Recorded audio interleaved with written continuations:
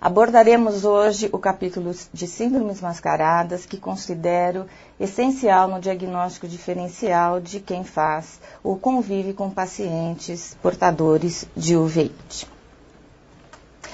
O termo síndromes mascaradas foi primeiramente cunhado por Theodore em 1967, onde ele examinava um paciente de carcinoma de conjuntiva mascarando uma conjuntivite crônica por muitos anos. Entretanto, esse termo se consagrou por um grupo de distúrbios oculares que se apresentam com quadros clínicos semelhantes a processos inflamatórios comuns à uveíte anterior, que acometem vítreo, retina e ou coroide. Temos as síndromes mascaradas e podemos dividi-las didaticamente em causas malignas e causas benignas. Temos como causas malignas doenças cujas células precursoras são os linfócitos, como os linfomas e as leucemias, metástases intraoculares de carcinomas, os tumores primários como melanomas e retinoblastomas. As causas benignas, síndrome de dispersão pigmentar, hemorragia vítrea, fibras de mielina, descolamentos de retina e persistência de membrana pupilar, dentre outros. Entretanto, pela importância e letalidade, nós iremos abordar mais especificamente as causas malignas. O linfoma primário do sistema nervoso é uma doença letal, extremamente grave, cujos fatores de risco e história natural da doença estão abaixo descritos. Acometem pacientes com idade acima dos 60 anos, em geral. Fatores como imunodepressão, seja ela primária ou adquirida, sabe-se ser extremamente importante para o seu desenvolvimento.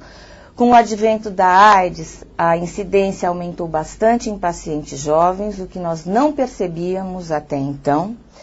Ela é bilateral em 80% a 90% dos casos e, a despeito do seu diagnóstico ser feito precocemente e a instituição do tratamento correto também ser instituído, a sobrevida é baixíssima em 5 anos, não ultrapassando os 10%.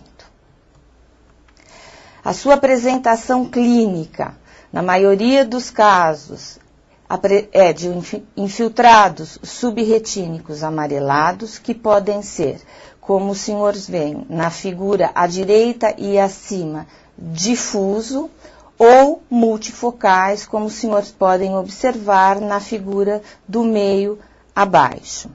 Células no vítreo, grandes, formando grumos, como os senhores podem observar no slide abaixo e à esquerda, também é uma apresentação bastante comum. Esta forma de apresentação, entretanto, é uma das formas que causa maior erro diagnóstico e maior confusão com uveites, com processos inflamatórios, o que leva muitas vezes a um retardo bastante grande na formulação do diagnóstico correto. Edema de papila, vasculites com hemorragias, PKs endoteliais e células na câmara anterior também podem ocorrer, entretanto, são apresentações mais raras da doença.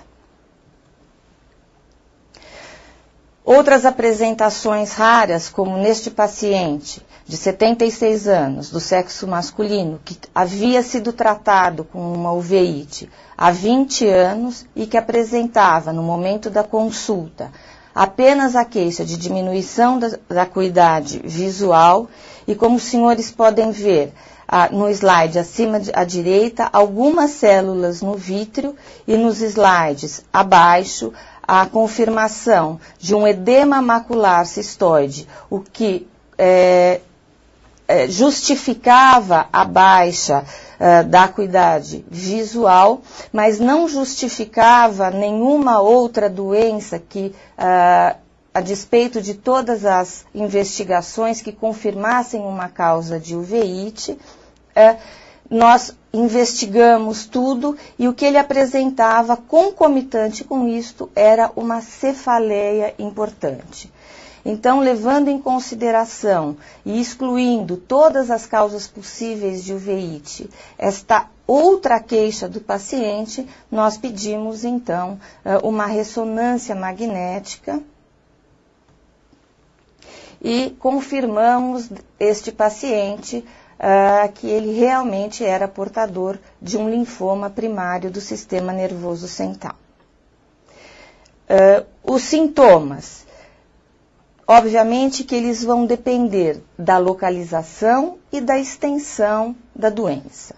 A visão do paciente pode estar borrada, pode estar extremamente diminuída, ou o paciente pode queixar-se apenas de floaters.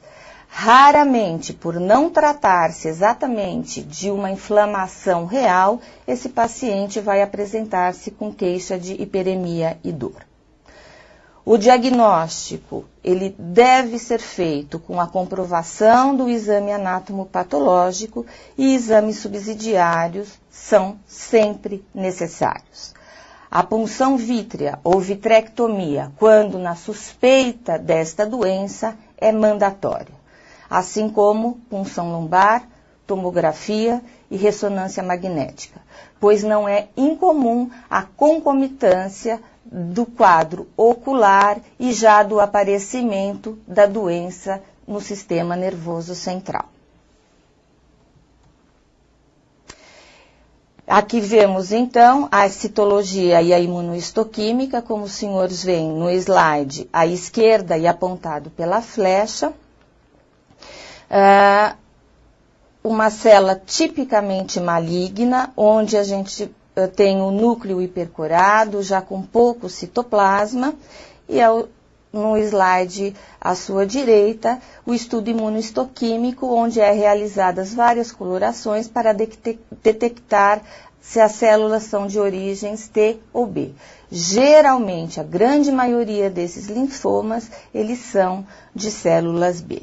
Como eu disse anteriormente, a ressonância magnética ou tomografia também devem ser solicitados no intuito de ver se existe já também o tumor no sistema nervoso central, como os senhores podem observar neste caso do slide à esquerda que foi apresentado. O tratamento consiste de quimioterapia e radioterapia.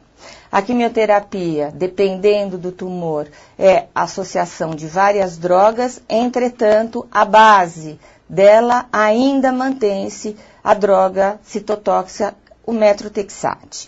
Ele é administrado tanto por via sistêmica como intratecal.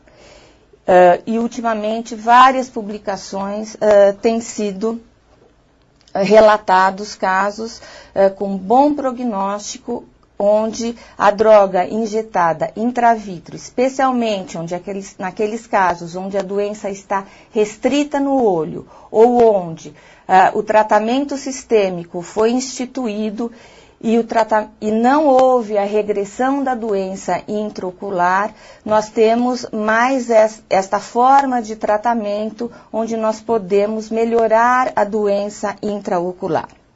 O rituximab, que é um anticorpo monoclonal, um anticorpo anti-CD20, que destrói as células B, também tem sido de grande utilidade como associação na quimioterapia desses pacientes portadores de linfoma não Hodgkin. A radioterapia, ela hoje é bastante utilizada e sendo ela sempre utilizada localmente e pode ser tanto de feixe externo como eventualmente utilizada em forma de placa. Já se nós estivermos falando de uma outra forma de metástase ocular, daquela onde o linfoma não Hodgkin é sistêmico, ou seja, não mais o linfoma primário do sistema nervoso central, mas sim um linfoma que já está acometendo outros órgãos, aí o prognóstico é melhor. As metástases intraoculares são bastante raras e o diagnóstico traz muito pouca dificuldade, porque o comprometimento sistêmico já está presente, ou seja, o diagnóstico já está feito. E a comprovação deve sempre ser feita também através do estudo anátomo-patológico. Tá? Então, as metástases oculares do linfoma não Hodgkin sistêmico, elas podem se apresentar como um tumor intraocular, como os senhores podem ver nos slides à direita, abaixo, como uma uveíte anterior, como no slide à esquerda e acima, ou como anterior e posterior, onde a gente vê neste paciente que apresentava tanto o comprometimento da parte anterior como da parte posterior. Vejam os senhores nos slides de fundo de olho e à esquerda no OCT, que comprovam uma massa infiltrativa que eleva a retina, descolando toda a retina no local da infiltração do local da lesão. Outras formas de apresentação são ifema e hipópio, e nós podemos ter também hipertensão intraocular quando há uma infiltração no corpo ciliar. Geralmente, esses casos são unilaterais. Aqui nós temos o exemplo deste tumor, de uma metástase intraocular, onde uma paciente tinha um linfoma de amígdala, diagnosticado em 2006 e que apresentava